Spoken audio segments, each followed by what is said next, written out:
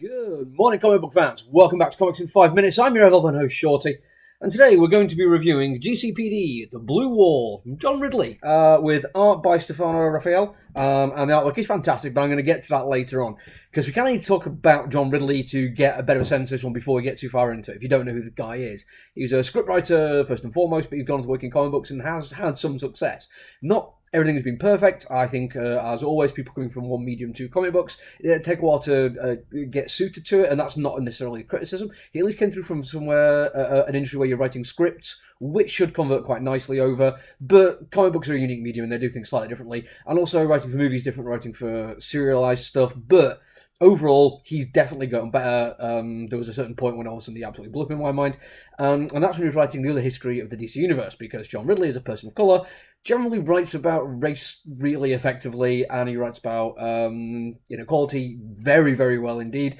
And for anyone worried that this person of colour who is quite critical of this kind of thing, writing about the police might be doing a bit of propaganda, don't worry about it. The thing that made him blow up for me was the other history of the DC Universe, where he calls out Superman on white privilege.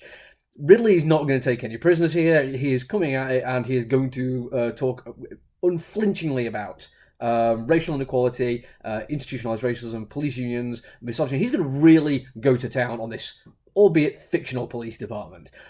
Also, I expected, issue 1 actually stays a little bit above that for a lot of it. Not entirely. He's leaning into it in certain areas, I think building up to it. But what the first issue is effectively introducing you to 3 characters, and Renee Montoya, and kind of giving you a bit of an idea of who these people are and why their jobs are going to be difficult, what their various roles will be, and setting up a little bit the world as well. Because you have 3 different people who have just graduated from the academy, going from cadets to officers. There is an African-American fella who's going to be a parole officer, a Korean woman who's going to be working in Little Tokyo, where it's probably the easiest of the beats, where it's more dealing with sending tourists in the right direction, and a young Latino fella who is going for one of the, like, it's the Tricorn they refer to, which is like the really hard district. It's going to be like the most crime, and it's basically throwing right into the deep end. All of these have their own unique challenges, and all of them come with some baggage based on institutional expectations and the idea that none of these people are white, and they're going to be looked at in a certain way by their peers and their superiors, and also just the people they're working with on the beat, and the people they're going to be encountering. Now, because there is 3 people in here, this is the bit where it feels like it's a little bit surface for a first issue, because what I really want is to find out exactly who these people are, and you only really get one deep cut of a character, which is Park is a surname, I've forgotten the first name, but Officer Park, who is in Little Tokyo. She is more focused, gets more focused than any of the characters, and it works quite nicely because it really turns on its head what you're expecting it to be. It gives the story a chance to really show you that this is not what you're going to expect, but it also very clearly sets up in little ways, which I suppose will be subtle if you're not looking for them, but for me, really stood out there, of this idea that a police force does have these kind of issues, and there is going to be institutional problems, and how they deal with them is going to be up to the individual, and also how you are part of the organization is going to be up for debate as well. All these things are done very effectively, but I think it's building up to the kind of demolition we're expecting from somebody like John Ridley. What he does do very effectively is dialogue. I was absolutely blown away by it. It comes across as the most naturalistic, normal dialogue in the world. People talk over each other.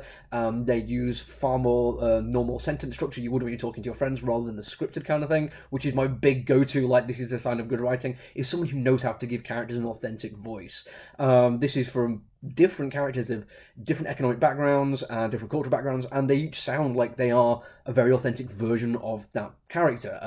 Very, very well done. World building is effective too. There's some very nice choices in how the world is presented to you through the comic book, and here we're going to talk about the art, because I've realised I've gone over quite a bit here.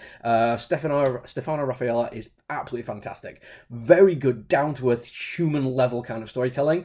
The colouring is really nice and earthy to it. There are moments where it's very deep and occasionally very bright, but for the most part, that kind of, like, very realistic colouring it really helps the story of these people doing this job, because the one thing that I wasn't expecting was how little we're dealing with the idea that this is Gotham City PD. And by that, I don't mean just a fictional thing, which has a lot of real world comparisons, but I mean specifically a city which has like the Riddler and Two-Face and the Joker.